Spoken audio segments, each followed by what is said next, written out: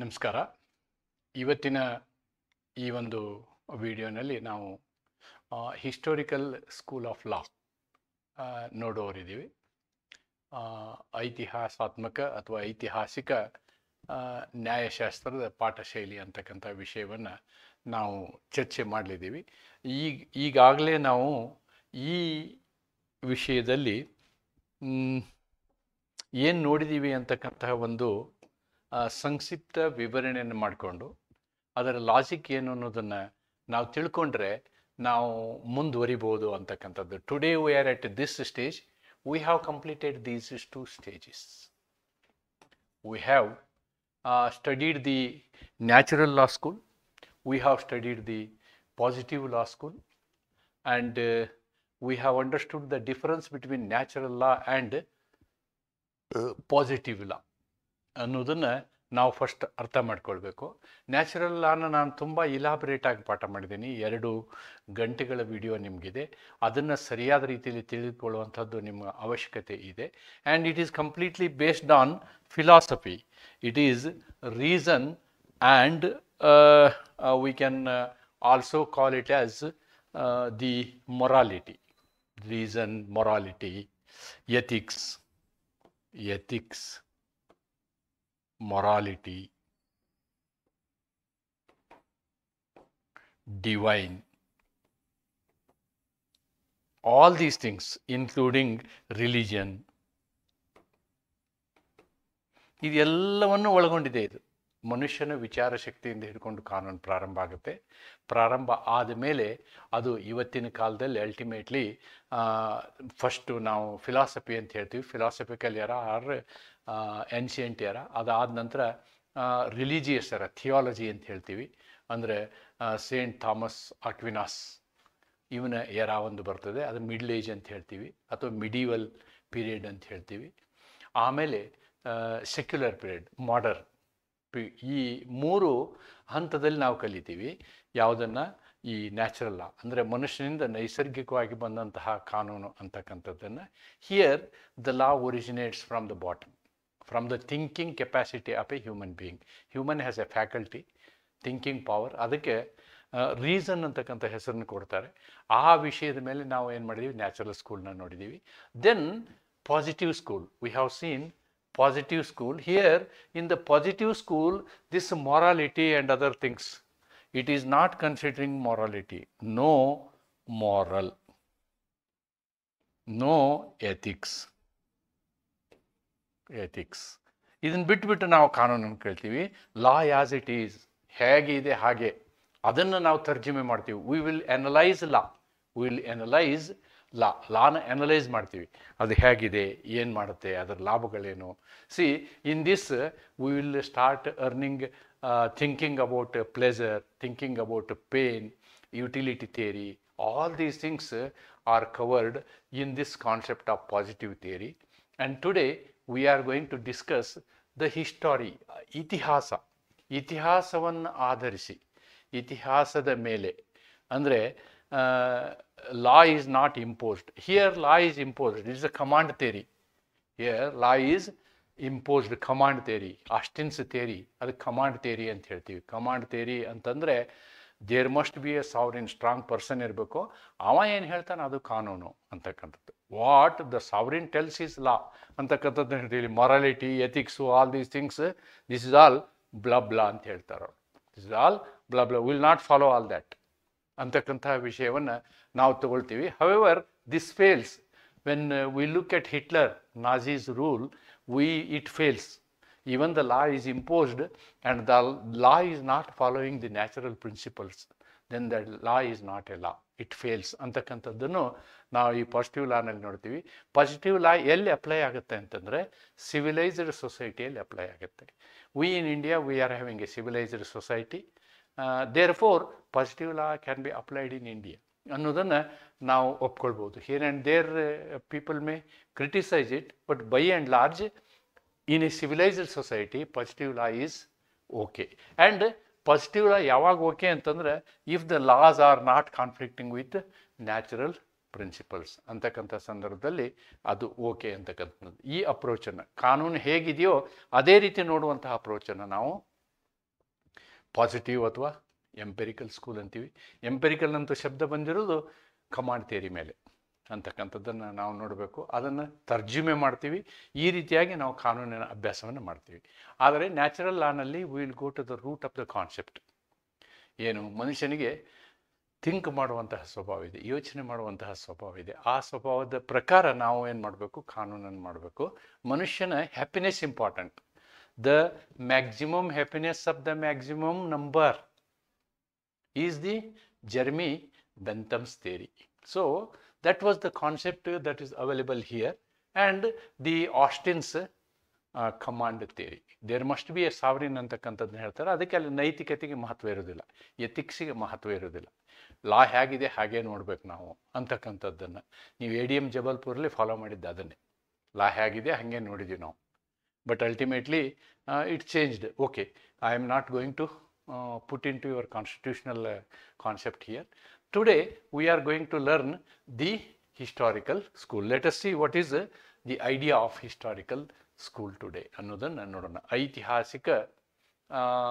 ಇತಿಹಾಸಾತ್ಮಕ ನ್ಯಾಯಶಾಸ್ತ್ರ ಪಾಠಶೈಲಿ. Introduction.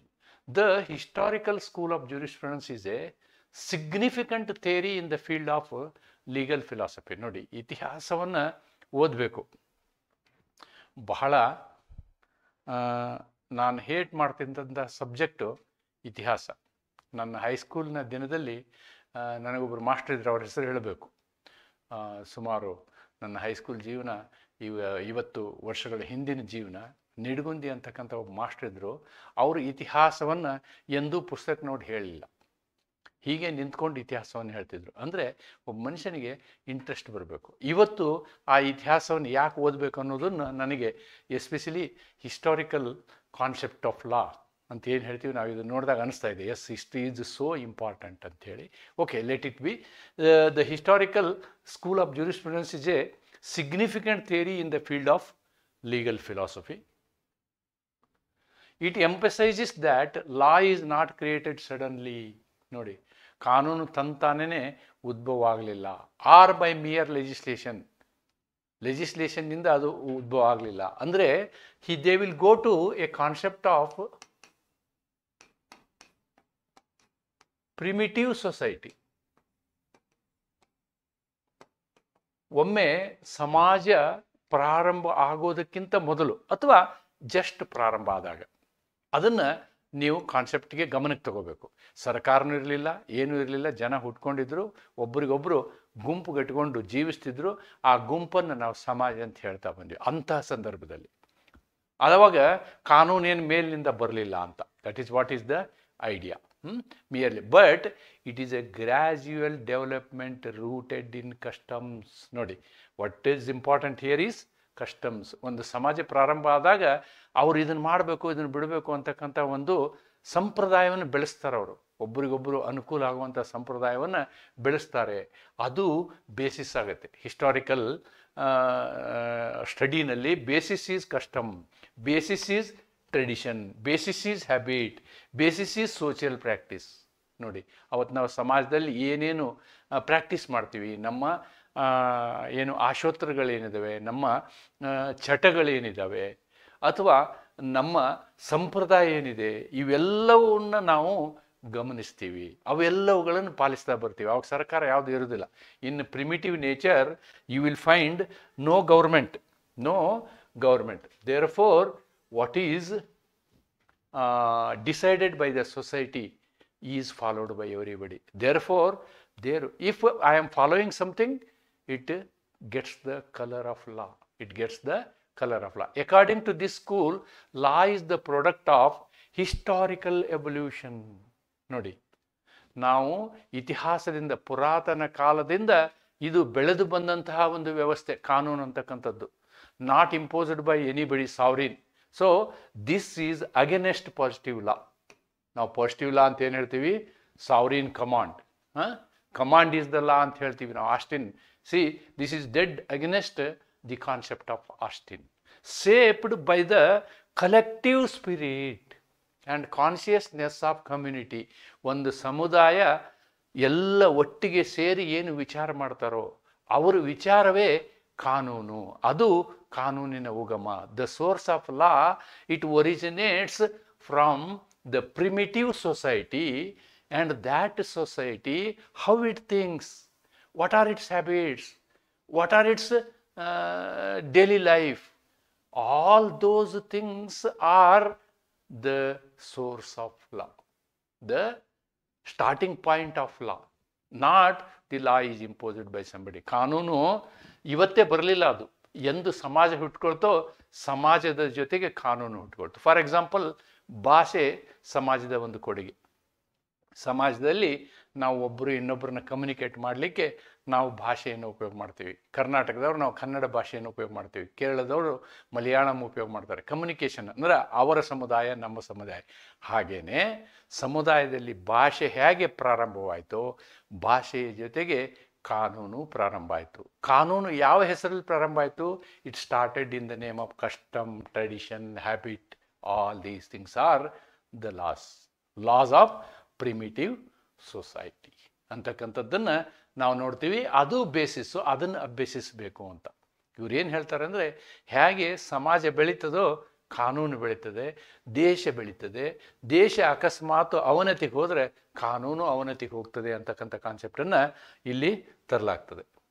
S, now if I want to look at the Kannada version of it, ಇತಿಹಾಸಾತ್ಮಕ ನ್ಯಾಯಶಾಸ್ತ್ರ ಪಾಠಶೈಲಿ ಒಂದು ಪ್ರಮುಖ ನ್ಯಾಯಶಾಸ್ತ್ರದ ತತ್ವವಾಗಿದೆ.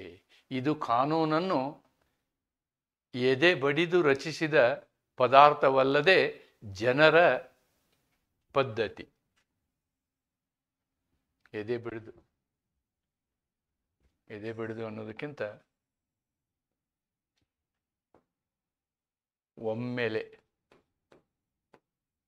ಒಮ್ಮೆಲೆ ಅಂತ ಹೇಳಿ ಶಬ್ದ ತಗೊಳ್ಳಿ, ಇದು ತಗೋಬೇಡಿ. ಒಮ್ಮೆಲೆ ರಚಿಸಿದ ಪದಾರ್ಥವಲ್ಲದೆ ಜನರ ಪದ್ಧತಿ, ಆಚರಣೆ, ಸಂಸ್ಕೃತಿ ಮತ್ತು ಸಾಮಾಜಿಕ ಅಭ್ಯಾಸಗಳಿಂದ ನಿಧಾನವಾಗಿ ಬೆಳೆಯುವ ಒಂದು ನೈಸರ್ಗಿಕ ಕ್ರಿಯೆ ಎಂದು ಪರಿಗಣಿಸುತ್ತದೆ. ಐತಿಹಾಸಿಕ ಪಾಠಶಾಲೆ ಈ ರೀತಿಯಾಗಿ ಕಾನೂನನ್ನು ಅಪ್ರೋಚ್ ಮಾಡ್ತದೆ, ಕಾನೂನಿನ ಉಗಮಕ್ಕೆ ಹೋಗ್ತದದು. ಈ ಪಾಠ ಶೈಲಿಯ ಪ್ರಕಾರ ಸಮಾಜದ ಇತಿಹಾಸದ ಪ್ರಭಾವದಿಂದ ರೂಪುಗೊಳ್ಳುತ್ತದೆ ಮತ್ತು ಜನರ ಸಾಮೂಹಿಕ ಮನಸ್ಸು ಅಥವಾ ಜನರ ಆತ್ಮ ಎಂಬುದರಿಂದ ಪ್ರೇರಿತವಾಗಿರುತ್ತದೆ. It comes, the law originates from the people. ಅದಕ್ಕೆ ನಾವು ಒಲ್ಗಜಿಸ್ಟ್ ಅಂತ ಹೇಳ್ತೀವಿ. ಮುಂದೆ ನೋಡೋಣ. ಇದು ಅಧಿಕಾರಗಳ ಆದೇಶಗಳನ್ನು ಮಾತ್ರ ಕಾನೂನು ಎಂದು ಪರಿಗಣಿಸುವ ವಿಶೇಷಾತ್ಮಕ ಪಾಠ ಶೈಲಿಯಿಂದ ಬೇರೆಯಾಗಿದೆ. ಅಂದರೆ ಪಾಸಿಟಿವ್ ಲಾಗಿಂತ ದಿಸ್ ಈಸ್ ಸಮಥಿಂಗ್ ಡಿಫ್ರೆಂಟ್. ಏನು ಮೇಲಿನವರು ಹೇಳುವುದು ಕಾನೂನು ಅಂತೇನು ಹೇಳ್ತೀವಿ ನಾವು, ಅದಕ್ಕೆ ವಿರುದ್ಧವಾದಂತಹ ಒಂದು ಕಾನ್ಸೆಪ್ಟ್ ಏನಿದು ಐತಿಹಾಸಿಕ ನ್ಯಾಯಶಾಸ್ತ್ರ ಅನ್ನೋದನ್ನು ನಾವು ಫಸ್ಟ್ ಮನಗಾಣಬೇಕು. Okay, so what are its features? ಇದರ ಲಕ್ಷಣಗಳನ್ನು ನಾವು ನೋಡೋದಾದರೆ, law is the product of history and culture. Law is the product of history and culture. Custom is the real source of law. Law grows like a language organically. Law is not made by commands of the sovereign. So against positive law, commands of the sovereign is concept of positive law. But ಇವರು ಅದನ್ನು positive ಲಾನ ಒಪ್ಪೋದಿಲ್ಲ. ಸಮಕಾಲದಲ್ಲಿ contemporary thinking ಇದು.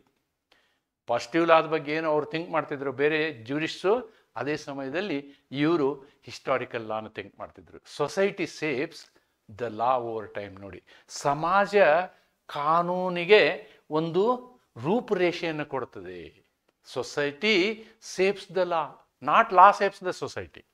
Society saves the law, but sometimes law also saves the society. ಹೇಳ್ತೀನಿ ಹೇಗೆ ಅಂತ.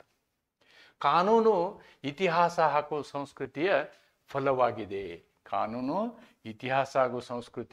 ಫಲವಾಗಿದೆ. ಪದ್ಧತಿ ಮತ್ತು ಆಚರಣೆ ಕಾನೂನಿನ ಮೂಲವಾಗಿದೆ. ಪದ್ಧತಿಗೆ ನೀವು ಸಂಪ್ರದಾಯ ಅಂತಾನೂ ಹೇಳ್ಬೋದು.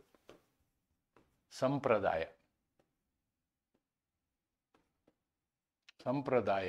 ಆಚರಣೆ ಕಾನೂನಿನ ಮೂಲವಾಗಿದೆ. ಭಾಷೆಯಂತೆ ಕಾನೂನು ಸಹ ನೈಸರ್ಗಿಕವಾಗಿ ಬೆಳೆಯುತ್ತದೆ. ಕಾನೂನು ರಾಜಾದಿರಾಜನ ಆದೇಶದಿಂದ ಹುಟ್ಟಿದ್ದಲ್ಲ. ಪಾಸಿಟಿವ್ ಆಗಿ ವಿರುದ್ಧವಾದ ಸಮಾಜದ ಬೆಳವಣಿಗೆಯು ಕಾನೂನನ್ನು ರೂಪಿಸುತ್ತದೆ. ಸಮಾಜದ ಬೆಳವಣಿಗೆಯು ಕಾನೂನನ್ನು ರೂಪಿಸುತ್ತದೆ ಅಂತಕ್ಕಂಥದ್ದನ್ನು ನಾವು ಕಾಣ್ಬೋದು. ಇದು ಮುಖ್ಯ ಲಕ್ಷಣ. ಯಾವುದ್ರದ್ದು? ಹಿಸ್ಟಾರಿಕಲ್ ಸ್ಕೂಲ್ನ ಮುಖ್ಯ ಲಕ್ಷಣಗಳು. Main features of historical school. Historical school ಐತಿಹಾಸಿಕ ಶಾಲೆಯ ಐತಿಹಾಸಿಕ ಕಾನೂನು ಶಾಲೆಯ ಮೂಲ ಲಕ್ಷಣಗಳು ಈ 5 ಲಕ್ಷಣಗಳನ್ನು ನಾವು ಗಮನಿಸಬೇಕು. This is very very important, and I am going to introduce you 3 jurists. There are so many are there, but I am going to introduce only 3 jurists. One is Savigny, another one is Henry Maine, and the student of Savigny. The student of Savigny. I am taking only 3 jurists and discussing it. ನಾನು ಯಾಕೆ ಈ 3 ಜನರು ತಗೊಳ್ತೀನಿ ಅಂದರೆ, ಕಳೆದ 10 ವರ್ಷದ ಪ್ರಶ್ನೆ ಪತ್ರಿಕೆಗಳನ್ನು ನಾನು ನೋಡಿದಾಗ ಈ ಐತಿಹಾಸಿಕ ಏನು ಶಾಲೆ ಇದೆ ಇದ್ರ ಮೇಲೆ ನಿಮಗೆ ಶಾರ್ಟ್ ನೋಟ್ ಕ್ವಶನ್ಗಳು ಬಂದಿದೆ ಹೊರತು ಲಾಂಗ್ ಆನ್ಸರ್ ಬಂದಿಲ್ಲ. Otherwise also if you go through all these, make a notes of all these things, you can write even a long answer ಅನ್ನೋದನ್ನು ನಿಮ್ಮ ಗಮನಕ್ಕೆ ತರ್ತಾ I am trying to introduce the jurists, what are their contribution. Again the name, all these long name you need not remember. Savigny, a German philosopher. Savigny. Actually, Savigny was in the period of Hitler. ನೆನ್ಪಿಟ್ಕೊಳ್ಳಿ, the Nazi period and Hitler period. Briefly ನೀವು jurisprudence ಓದುವುದರ ಜೊತೆಗೆ ಹಿಟ್ಲರ್ನ ಬಗ್ಗೆ ಸ್ವಲ್ಪ ಮಾಹಿತಿ ತಿಳ್ಕೊಳ್ಳೋದು ಒಳ್ಳೆಯದು. How Hitler behaved. Okay, and here this Savigny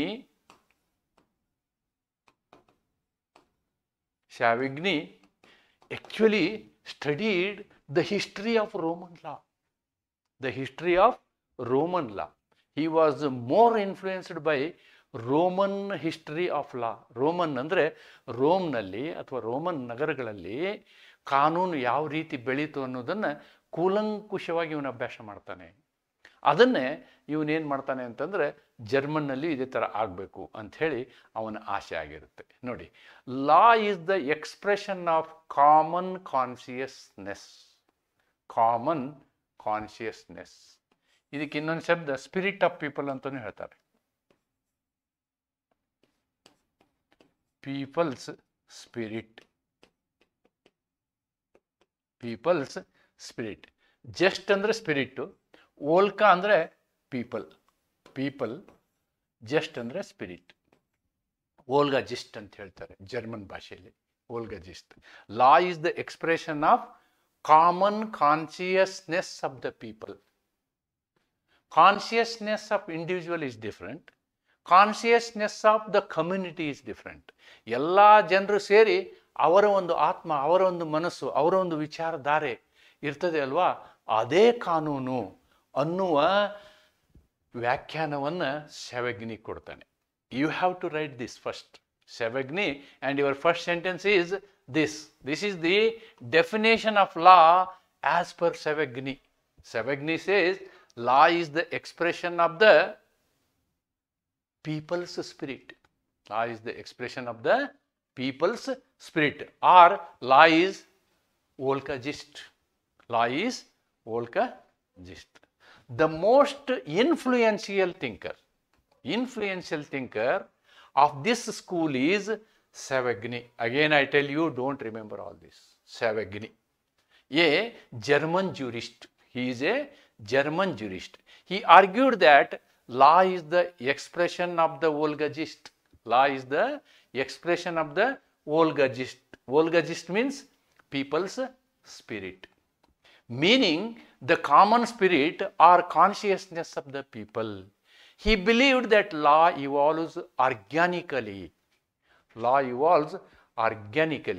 ಒಂದು ಬೀಜವನ್ನು ಬಿತ್ತಿದಾಗ ಅದು ಸ್ಲೋ ಆಗಿ ಬೆಳೀತದೆ. ಒಂದು ನೀವು ತೇಗದ ಮರದ ಬೀಜವನ್ನು ಹಾಕಿದರೆ ತೇಗದ ಮರ ಬರಬೇಕಾದ್ರೆ, ಟೀಕುಡ್ ಬರಬೇಕಾದ್ರೆ 20 ವರ್ಷಗಳೇ ಬೇಕು. 20 ವರ್ಷಗಳೇ ಬೇಕು. ಬೀಟೆ ಮರ 40 ವರ್ಷ ಬೇಕು. So it gross very slowly. Similarly he says law grows very slowly, evolves organically, just like language and culture, and therefore it cannot be arbitrarily imposed by rulers. ನೋಡಿ, ಆದ್ದರಿಂದ ಆಡಳಿತಗಾರರು ತಮ್ಮದೇ ಆದ ದೃಷ್ಟಿಯಲ್ಲಿ ಇಂಪೋಸ್ ಮಾಡುವ ಹಾಗಿಲ್ಲ, ನಿಮ್ಮ ಮೇಲೆ ಒತ್ತಡ ತರೋ ಹಾಗಿಲ್ಲ. ಒತ್ತಡ ತಂದ್ರೆ ಅದು ಕಾನೂನು ಆಗೋದಿಲ್ಲ ಅಂತ. According to Savagny, custom is the earliest and most important source of law. According to Savagny, the source of law is the custom. Again, in the second unit, we are going to learn this concept, source of law. Adrinda, this is very, very important. Law, he said, grows with the nation. This is a beautiful sentence. This is a very beautiful sentence. Law, he says, grows with the nation, strengthens with it, and dies when the nation loses its individuality. ನೋಡಿ, ಕಾನೂನು ಬೆಳೀತದೆ. ದೇಶ ಹೇಗೆ ಬೆಳೀತದೋ ಕಾನೂನು ಹಾಗೆ ಬೆಳೀತದೆ. ಬೆಳೀತಾ ಬೆಳೀತಾ ದೊಡ್ಡದಾಗ್ತದೆ. ಒಂದು ವೇಳೆ ದೇಶ ನಶಿಸಿದರೆ ಕಾನೂನು ಕೂಡ ನಶಿಸಿ ಹೋಗ್ತದೆ ಅಂತಕ್ಕಂಥ ಒಂದು ವಿಚಾರವನ್ನು ಯಾರು ಹೇಳ್ತಾರೆ? ಸೆವಿಗ್ನಿ ಹೇಳ್ತಾನೆ. ಅಂದರೆ according to Savigny, what we have to remember very particularly is law cannot be imposed by superior. Sovereign cannot impose law. The government cannot impose law. Law comes inherently, silently, very silently. It comes with the community, with the society. Society ಏನು ನಿಯಮಗಳನ್ನು ಮಾಡಿಕೊಳ್ತದೋ ಆ ನಿಯಮ ultimately ಕಾನೂನಾಗುತ್ತೆ. ಅದನ್ನು codify ಮಾಡ್ಬೋದೇ ಹೊರತು ಹೊಸದನ್ನು ತಂದು ನೀವು codify ಮಾಡೋಕ್ಕಾಗಲ್ಲ. ಅದಕ್ಕೆ ಕೋಡಿಫೈಡ್ ಲಾನ ಸೆವಗ್ನಿ ತುಂಬ ಅಪೋಸ್ ಮಾಡ್ದ. ನಾನು ಹೆಚ್ಚು ಇದರಲ್ಲಿ ಹೇಳಕ್ಕೆ ಹೋಗಿಲ್ಲ. ಕೋಡಿಫೈಡ್ ಲಾಸ್ನ Savigny opposed like anything. And Savigny is that's I have written in Kannada. ಇದನ್ನು ನೀವು ಸ್ಕ್ರೀನ್ಶಾಟ್ ತಗೋಬೋದು. ಕಾನೂನು ಜನರ ಸಾಮೂಹಿಕ ಮನಸ್ಸಿನ ಅಭಿವ್ಯಕ್ತಿ ಆಗಿದೆ. ಸಾಮೂಹಿಕ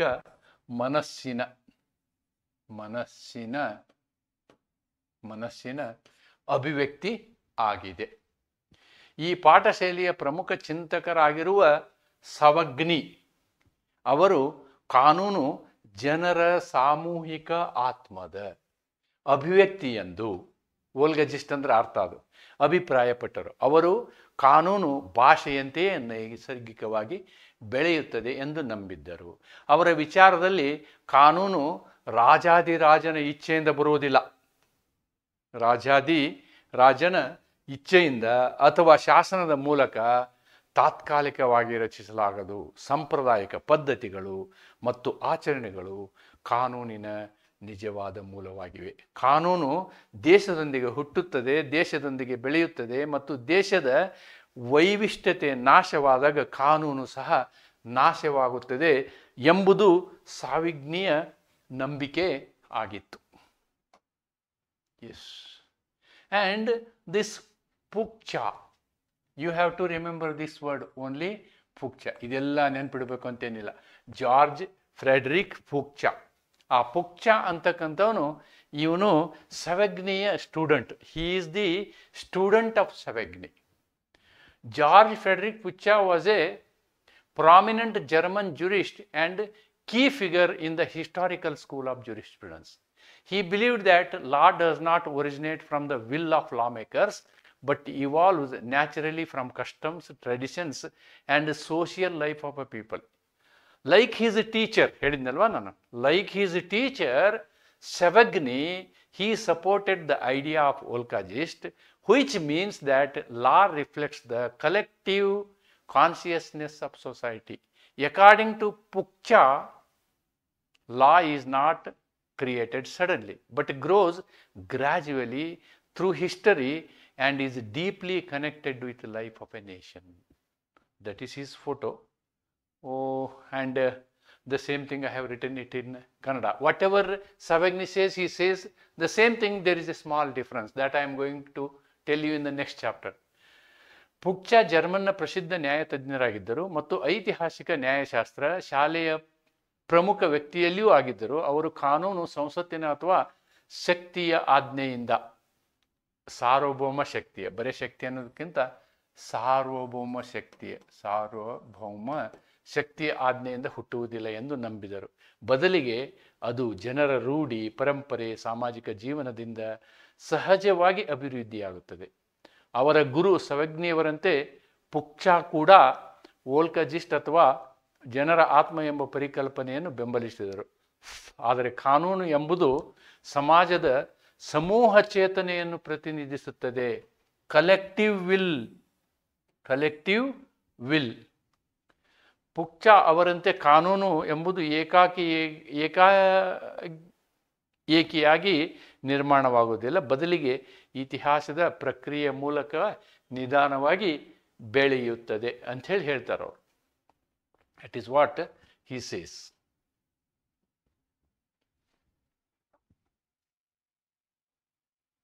Then whatever Pukcha has said is an improvisation of Savagni.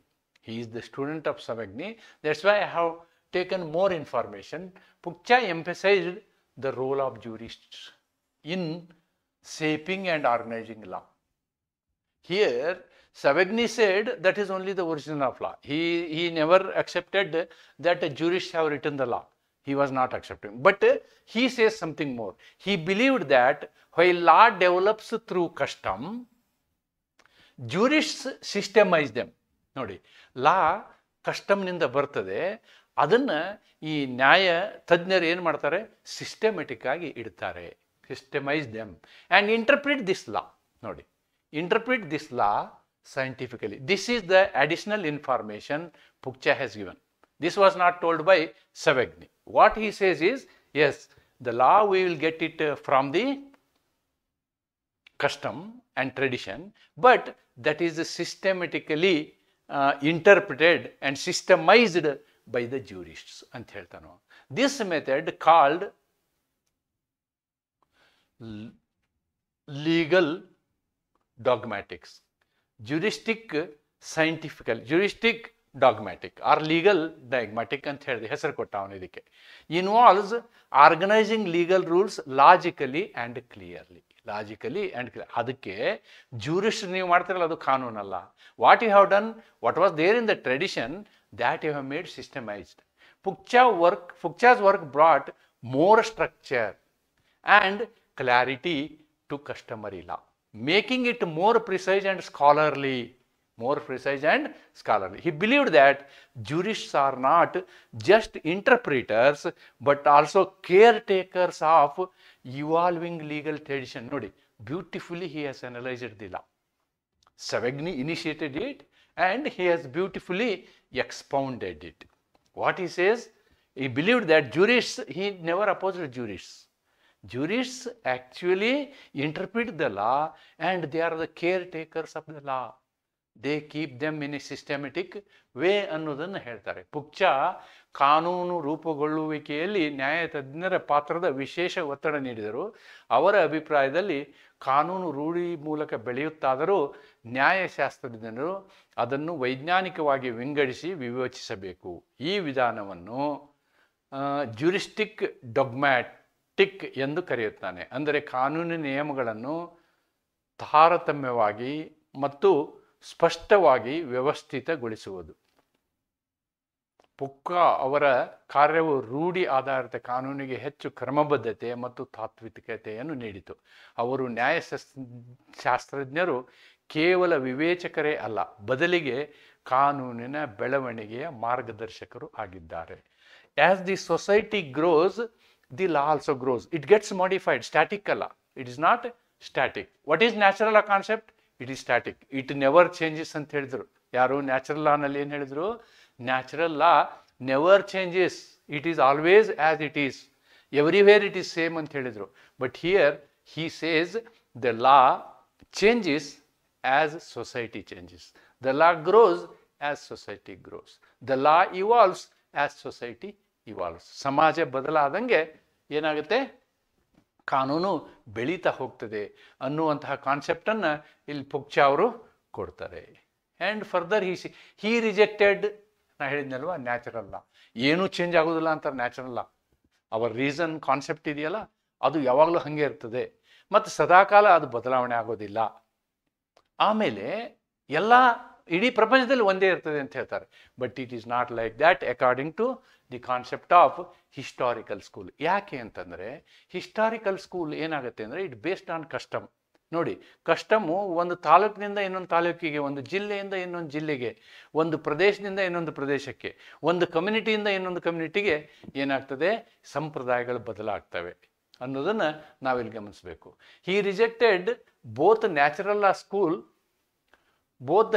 school which relied on abstract moral reasoning and the analytical school which focused on state-made laws. ನೋಡಿ, analytical school said law is made by sovereign. Natural law school said law is the birth of reason and it is based on morality. Both these things he did not agree. Instead, he argued that law must grow with the people. Reflect their consciousness. ಅದು ಹೆಂಗಿರ್ಬೇಕು, ಅವ್ರ ಮನಸ್ಸು, ಆತ್ಮ ಏನು ಹೇಳುತ್ತೆ, ಜನರು ಏನು ಹೇಳ್ತಾರೆ, ಜನರು ಯಾವ ರೀತಿ ಸುಖವಾಗಿರ್ಬೇಕು ಅಂತಾರೆ, ಅದು ಕಾನೂನು ಆಗಬೇಕೆ ಹೊರತು ಬೇರೆ ಯಾವುದು ಕಾನೂನು ಆಗ್ಲಿಕ್ಕಾಗಲ್ಲ. For Pukcha, law is neither entirely moral nor entirely positive. It is historical. ನೋಡಿ, so beautifully he has told. ಕಾನೂನು ಕಂಪ್ಲೀಟ್ ನೈತಿಕವೂ ಅಲ್ಲ ಅಥವಾ ಕಂಪ್ಲೀಟ್ ಆಗಿ ಧನಾತ್ಮಕವೂ ಅಲ್ಲ.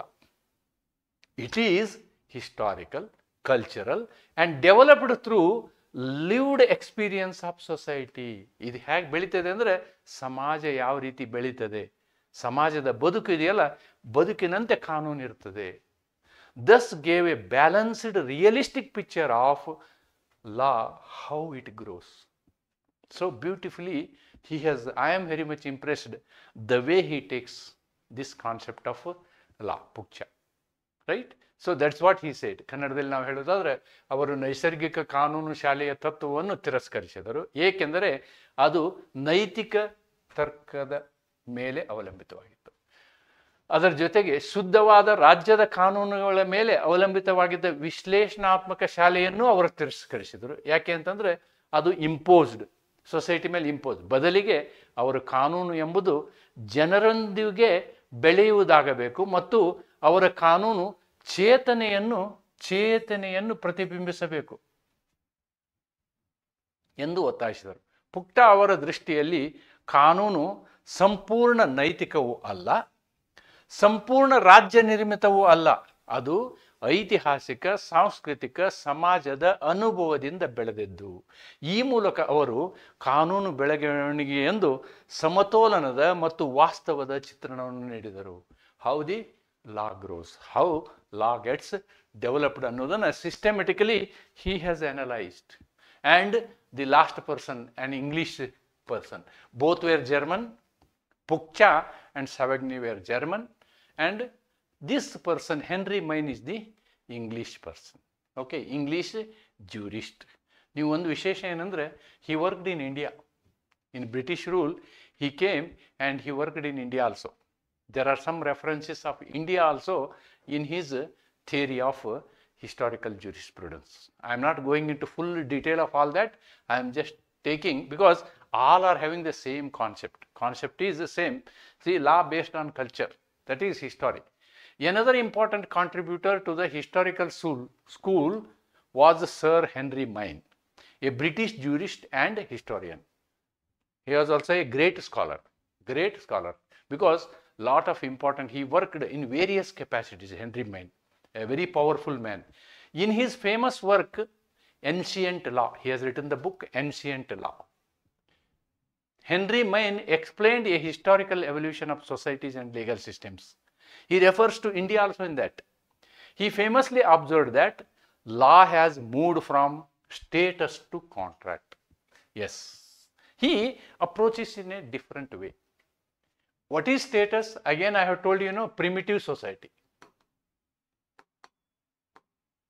Primitive society.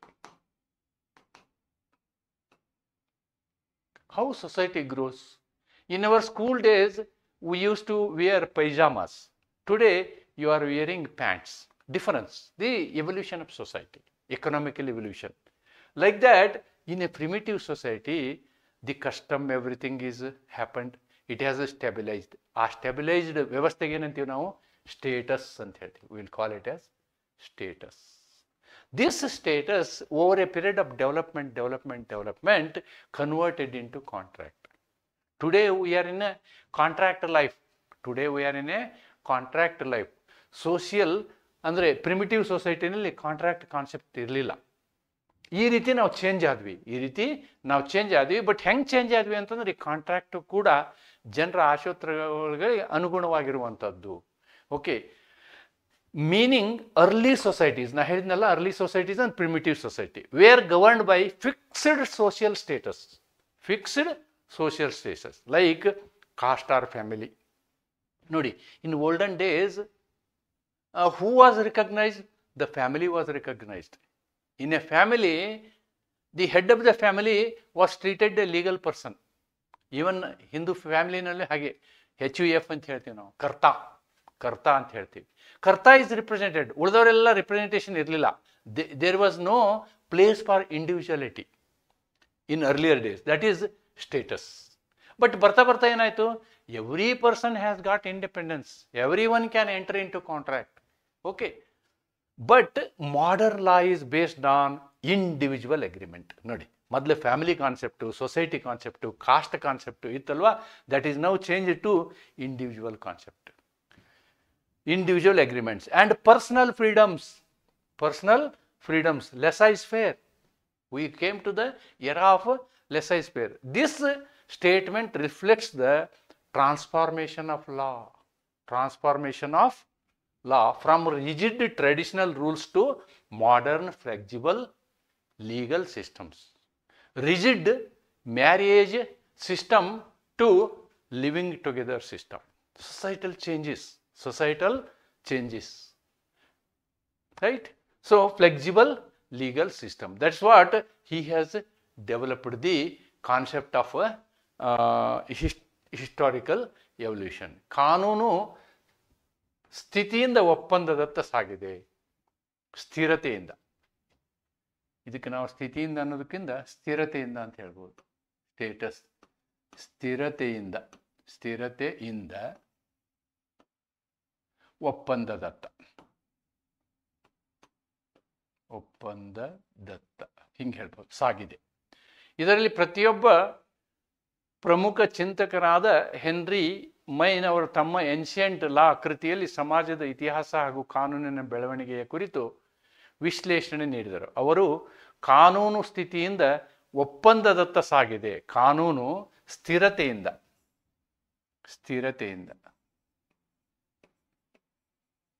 ಈ ಸ್ಥಿರತೆ ಅಂದರೆ ಸಮಾಜದ ಸ್ಥಿರತೆ, ಸಮಾಜದಲ್ಲಿರ್ತಕ್ಕಂತಹ ಕಸ್ಟಮ್ಗಳ ಸ್ಥಿರತೆ ಅಥವಾ ಪದ್ಧತಿಗಳ ಸ್ಥಿರತೆ ಒಪ್ಪಂದದತ್ತ ಸಾಗಿದೆ ಎಂದು ಪ್ರಸಿದ್ಧವಾಗಿ ಹೇಳಿದ್ದಾರೆ.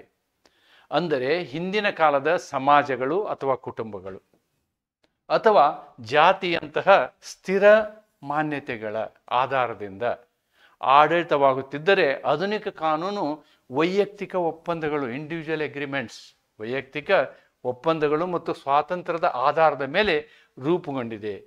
ಈ ಮಾತು ಕಾನೂನಿನ ಚರಿತ್ರಾತ್ಮಕ ಬೆಳವಣಿಗೆ, ಹಿಸ್ಟಾರಿಕಲ್ ಎವಲ್ಯೂಷನ್ ಅಂತ ಹೇಳ್ತೇವೆ ನಾವು, ಚರಿತ್ರಾತ್ಮಕ ಬೆಳವಣಿಗೆ ಮತ್ತು ಆಧುನಿಕತೆಯ ಕಡೆ ನಡೆದ ಬದಲಾವಣೆಯ ಪ್ರತಿಬಿಂಬವಾಗಿದೆ ಅಂಥೇಳಿ ಹೆನ್ರಿ ಮೈನ್ ಹೇಳ್ತಾರೆ. Right? So these are the key concepts. ಅವೇ ಕಾನ್ಸೆಪ್ಟ್ಸನ್ನು ನಾನು ರಿಪೀಟ್ ಮಾಡಿದ್ದೀನಿ. ವೋಲ್ಗಾಜಿಸ್ಟ್ ಅಂದ್ರೆ ಏನು? ನಿಮಗೆ ಶಾರ್ಟ್ ನೋಟ್ ಕೇಳಿದ್ದಾರೆ ವೋಲ್ಗಾಜಿಸ್ಟ್ ಮೇಲೆ. There is a short note in the examination. What is Volgagist? You have to explain all the concept of Savagny, that is Volgagist. ಅದನ್ನು ನಾನು ಫಸ್ಟ್ ಹೇಳಿದ್ದೀನಿ. Spirit of the people, law reflects national character and history. ಜನರ ಆತ್ಮ, ಕಾನೂನು, ಇತಿಹಾಸ, ರಾಷ್ಟ್ರದ ಇತಿಹಾಸ ಮತ್ತು ಸಂಸ್ಕೃತಿಯ ಪ್ರತಿಬಿಂಬವಾಗಿದೆ. So custom is a source of law. Customs are followed continuously by society become binding. Organic growth of law ಅಂದರೆ ಇದು ಸ್ಟ್ಯಾಟಿಕ್ ಇರಲ್ಲ. ನಮಗೆ ನ್ಯಾಚುರಲ್ ಲಾ ಏನು ಹೇಳ್ತದೆ? ಸ್ಟ್ಯಾಟಿಕ್ ಅಂತ ಹೇಳ್ತದೆ. ಪಾಸಿಟಿವ್ ಲಾ ಏನು ಹೇಳ್ತದೆ? What ever is told by sovereign is ಲಾ ಅಂತ ಹೇಳ್ತದೆ. ಇದು ಹಂಗಲ್ಲ. ನಮ್ಮ ಸಮಾಜದ ಸಾಮಾಜಿಕ ಬೆಳವಣಿಗೆ ಏನಿದೆಯಲ್ಲ, ಕಮ್ಯುನಿಟಿಯ ಬೆಳವಣಿಗೆ, ಅದು ಹೇಗೆ ಬೆಳೀತದೆ ಹಾಗೆ ಬೆಳೀತದೆ. Law develop slowly like language, literature and morals. ನೋಡಿ ಹೆಂಗೆ ಸಾಹಿತ್ಯ ಬೆಳೀತದೋ, ನೈತಿಕತೆ ಬೆಳೀತದೋ, ಭಾಷೆ ಬೆಳೀತದೋ, ಅದೇ ರೀತಿಯಾಗಿ ಕಾನೂನು ಕೂಡ ಏನಾಗ್ತದೆ? ಬೆಳೆಯುತ್ತದೆ ಅಥವಾ ಇವಾಲ್ವ್ ಆಗ್ತದೆ ಅಂತ ಹೇಳ್ಬೋದು ನಾವು. So custom and law, ultimately historical school ಅಂದ್ರೆ ಏನು ಹೇಳ್ಬೋದು ನಾವು? The historical school asserts that custom is more important than legislation. ನೋಡಿ, this is ultimately what is important? Custom, not the legislation. And that judges and law makers should respect historical practices, cultural traditions. Law according to this school is not made but found. ನೋಡಿ, law is found ಅಂತ ಹೇಳ್ತಾರೆ. Savagny told the same thing. Pokcha told the same thing. Law is not done. Actually, law is found. Where you are finding the law? ಎಲ್ಲಿ ಸಿಗ್ತದೆ ನಿಮಗೆ? The law you are going to find in the culture, living style of the people. ಅಲ್ಲಿ ನಿಮಗೆ ಕಾನೂನು ಸಿಗ್ತದೆ. ಅವ್ರದ್ದು ಏನು ಪದ್ಧತಿಗಳಿದೆ ಅದು ನೀವು ಕಾನೂನು ಮಾಡಬೇಕು. Okay. It develops naturally through the will and practices of the people. This perspective helped preserve the cultural identity of different legal systems and discouraged artificial foreign laws being imposed on societies. ಈ ಪಾಠ ಶೈಲಿ ಶಾಸನಕ್ಕಿಂತಲೂ ಹೆಚ್ಚಿಗೆ ಪ್ರಾಮುಖ್ಯತೆ ಏನು ಕೊಡುತ್ತದೆ? ಈ ಪಾಠ ಶೈಲಿ ಶಾಸನಕ್ಕಿಂತನೂ ಹೆಚ್ಚಿನ ಪ್ರಾಮುಖ್ಯತೆಯನ್ನು ಯಾವುದಕ್ಕೆ ನೀಡುತ್ತೆ? ಕಸ್ಟಮ್, ಸಂಪ್ರದಾಯಕ್ಕೆ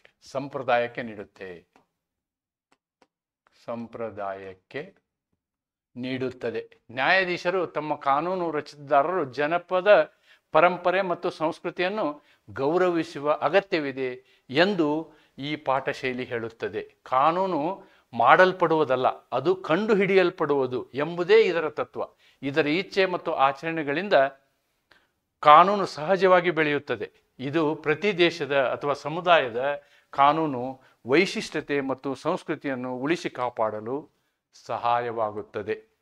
ಅಕಸ್ಮಾತ್ ಇಂಡಿಯನ್ ಕಾನ್ಸ್ಟಿಟ್ಯೂಷನ್ ನೀವಿಲ್ಲಿ ರೆಫರ್ ಮಾಡೋದಾದರೆ you can look at article 29, article 30. You read carefully article 29. ಈ ಪ್ಯಾರಾಗ್ರಾಫ್ ಏನಿದೆ, ಅನುಚ್ಛೇದ 29 ಓದಿದ್ರೆ ನಿಮ್ಗೆ ಅರ್ಥ ಆಗ್ತದೆ. I don't want to waste time here.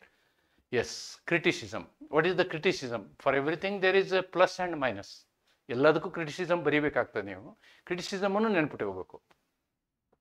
However, historical school has criticized for being too conservative and backward looking. ಯಾಕೆ? ದೇವದಾಸಿ culture, ಸತಿ culture, ಅವನ್ನೆಲ್ಲ ನಾವು ಪರ್ಮಿಟ್ ಮಾಡೋಕ್ಕಾಗಲ್ಲ. ದೇವದಾಸಿ, ಸತಿ ಇವನ್ನೆಲ್ಲ ಪರ್ಮಿಟ್ ಮಾಡೋಕ್ಕೆ ಆಗಲ್ಲ. ಡೌರಿ ಸಿಸ್ಟಮ್ ಪರ್ಮಿಟ್ ಮಾಡೋಕ್ಕಾಗಲ್ಲ. ಟ್ರಿಪಲ್ ತಲಾಕ್ ಪರ್ಮಿಟ್ ಮಾಡೋಕ್ಕಾಗಲ್ಲ. Though they are custom, we cannot. It may hinder legal reforms, ignore need of progress and modernisation. In rapidly changing societies, rigid adherence to outdated customs may be unjust or impractical. Furthermore, it underestimates the role of reason. ನೋಡಿ, ಇದು reasoning ಮಹತ್ವ ಕೊಡೋದಿಲ್ಲ. Logic, positive ಲಾದ ಲಾಜಿಕ್ಕಿಗೆ ಮಹತ್ವ ಕೊಡೋದಿಲ್ಲ. Legislative ರಿಫಾರ್ಮ್ಗಳಿಗೆ ಮಹತ್ವ ಕೊಡೋದಿಲ್ಲ. ಆದ್ದರಿಂದ these are the negative points ಅಂತ ನಾವು ಹೇಳ್ಬೋದು. ನೆಗೆಟಿವ್ ಪಾಯಿಂಟ್ಸನ್ನು ನೀವು ಈ ಪಾಯಿಂಟ್ಗಳನ್ನು ಎಕ್ಸ್ಪ್ಲೇನ್ ಮಾಡಿದರೆ ಆಗುತ್ತೆ. ಆದಾಗ್ಯೂ ಇತಿಹಾಸಾತ್ಮಕ ಪಾಠ ಶೈಲಿಗೆ ಟೀಕೆಗಳಿವೆ. ಇದು ಹೆಚ್ಚಿನ ಪ್ರಮಾಣದಲ್ಲಿ ಹಳೆಯ ಪದ್ಧತಿಗಳನ್ನೇ ಅನುಸರಿಸುವುದರಿಂದ ಬದಲಾವಣೆಗಳಿಗೆ ಅವಕಾಶ ನೀಡುವುದು ಎಂಬ ಆಕ್ಷೇಪವಿದೆ. ಇದು ಪ್ರಗತಿಶೀಲ ಕಾನೂನು ಪರಿವರ್ತನೆಗೆ ಅಡ್ಡಿಯಾಗಬಹುದು. ಆಧುನಿಕ ಸಮಾಜದಲ್ಲಿ ಹಳೆಯ ಪದ್ಧತಿಗಳ ಬ್ಲೈಂಡ್ ಮುಗ್ಧ ಅನುಕರಣವು ಅನ್ಯಾಯಕಾರಿಯಾಗಬಹುದು. ಜೊತೆಗೆ ಕಾನೂನು ರೂಪಿಸುವಲ್ಲಿ ತರ್ಕ, ಶಾಸನ ಮತ್ತು ನವೋತ್ಪಾದನೆಯ ಪಾತ್ರಕ್ಕೆ ಇದು ಕಡಿಮೆ ಮೌಲ್ಯ ನೀಡುತ್ತದೆ. ಪಾತ್ರಕ್ಕೆ ಇದು ಕಡಿಮೆ ಮೌಲ್ಯವನ್ನು ನೀಡುತ್ತದೆ ಎಂಬ ಟೀಕೆ ಕೂಡ ಇದೆ. ಅಂತಕ್ಕಂಥದ್ದನ್ನು ನಾವು ಇದರಿಂದ ನೋಡ್ಬೋದು. This is what is the criticism.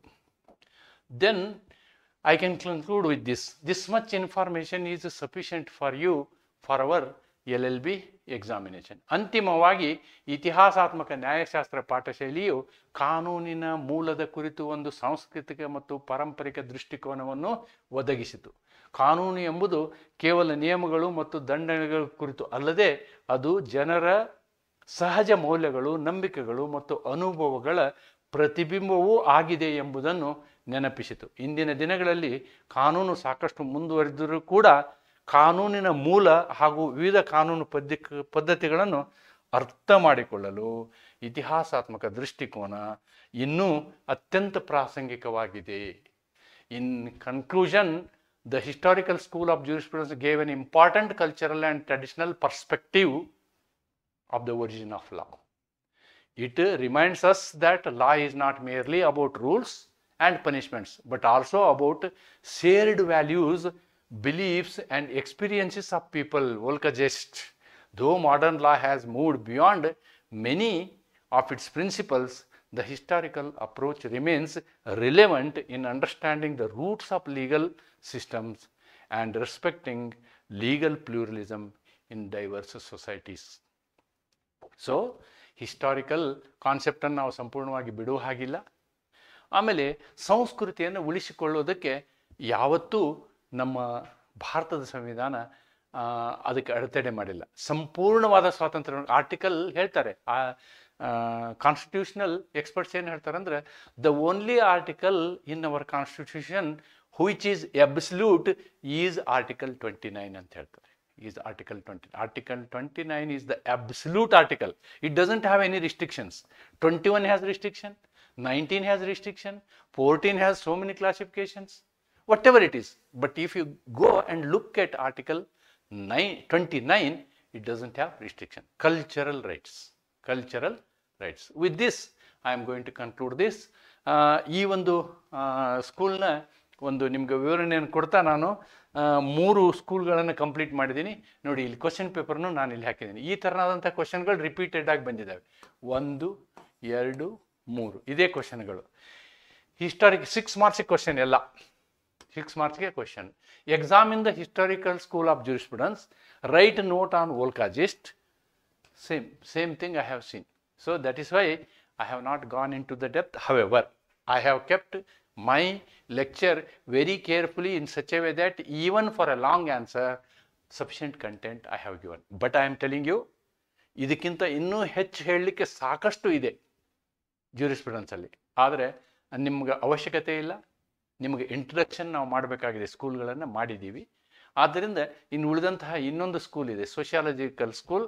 ಆ ಸ್ಕೂಲಿನ ಪಾಠದೊಂದಿಗೆ ನಾನೇನು ಮಾಡ್ತೀನಿ ಅಂದರೆ, I will come in my next video with the concepts of sociological school. Sociological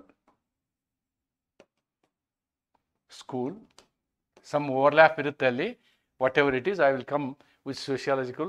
And there is one more portion called legal realism. ಇದಕ್ಕೆ ರಿಯಲಿಸ್ಟಿಕ್ ಸ್ಕೂಲು ಅಂತಾರೆ. ಇವೆರಡು ಪೋರ್ಷನನ್ನು ನಾನು ಮುಗಿಸಿದ್ರೆ, I am going to complete you Unit 1, and within this week we are going to complete these 2. That is my idea, so that Unit 1 will be complete for you as far as the jurisprudence is concerned. ನೆನ್ಪಿಟ್ಕೊಳ್ಳಿ, jurisprudence ಓದುವುದಷ್ಟೇ ಅಲ್ಲ, ಇದರ interest, ನೀವು ಇದರ ಒಳಗೆ ಹೋಗಬೇಕು, ಆಳಕ್ಕೆ ಹೋಗಬೇಕು. ಆಳಕ್ಕೆ ಹೋದರೆ ಬಹಳ ಇಂಟ್ರೆಸ್ಟಿಂಗ್ ಸಬ್ಜೆಕ್ಟ್ ಇದು, ಬಹಳ ಇಂಟ್ರೆಸ್ಟಿಂಗ್ ಸಬ್ಜೆಕ್ಟು. ಇದು ನಿಮ್ಮನ್ನು ಇತಿಹಾಸವನ್ನು ಓದಿಸ್ತದೆ, ಧರ್ಮವನ್ನು ಓದಿಸ್ತದೆ, ವೇದವನ್ನು ಓದಿಸ್ತದೆ. ಯಾರೋ ನನಗೆ ಫೋನ್ ಮಾಡಿ ಕೇಳ್ತಾ ಇದ್ರು, ನೀವು ಜೂರಿಸ್ಪ್ರುಡೆನ್ಸ್ ಹೇಳ್ತಾ ಇದ್ದೀರಿ ಸರ್, ಇಂಡಿಯನ್ ಜೂರಿಸ್ಪ್ರುಡೆನ್ಸ್ ನೀವು ಹೇಳ್ತಾನೇ ಇಲ್ಲ ಅಂತ. Our syllabus is prescribing this, that's why I am telling. If anybody want to read Indian jurisprudence or Indian schools of jurisprudence, in Maineni book there is one unit. You can read that also out of your academic interest, not as per the requirement of KSLU syllabus ಅಂತ ಹೇಳ್ತಾ ಇವತ್ತಿನ ಈ ಪಾಠವನ್ನು ಮುಗಿಸ್ತೀನಿ. ಒಂದನ್ನು ಗಮನಿಸಿದ್ದೀನಿ ನಾನು, ಎಲ್ಲ ವಿಷಯಗಳಲ್ಲಿ ನೀವು ಕಮೆಂಟ್ ಮಾಡಿದ್ದೀರಿ, ಆದರೆ ನನ್ನ ಈ ಸ್ಕೂಲ್ಗಳ ವಿಷಯವನ್ನು ನಾನು ಪಾಠ ಮಾಡಿದ್ದನ್ನು ಸುಮಾರು ಜನ ನೋಡಿದ್ದೀರಿ, ಆದರೆ ಕಮೆಂಟ್ ಮಾಡ್ತಾ ಇಲ್ಲ. ದಯವಿಟ್ಟು ಕಮೆಂಟ್ ಮಾಡಿ. ತಿಳಿದಿಲ್ಲ ಅಂದರೆ ಹೇಳಿ, ಮತ್ತೊಂದು ಸಲ ರಿವಿಷನ್ ಮಾಡೋಣ. ಅದ್ರ ನೆನ್ಪಿಟ್ಕೊಳ್ಳಿ, ಒಂದೇ ಸಲಕ್ಕೆ ತಿಳಿಯುವಂಥದ್ದಲ್ಲ ಇದು. ಈ ಸ್ಕೂಲ್ಗಳೇನಿದ್ದಾವೆ ರಿಪೀಟೆಡ್ ಆಗಿ ನೀವು ನೋಡಬೇಕು, ಪುಸ್ತಕಗಳನ್ನೂ ಓದಬೇಕು. And I suggest you read Myneni, read the other book, Bodenhammer. You can read Bodenhammer. Or I have told you one more book. I am not able to recollect the name. Famous book it is. But Maineni is a better book. Start with, read Maineni and then go for other books. ಅಂತ ಹೇಳ್ತಾ ಈ ಒಂದು video ಇಲ್ಲಿಗೆ ಮುಗಿಸ್ತೀನಿ. ನಮಸ್ಕಾರ.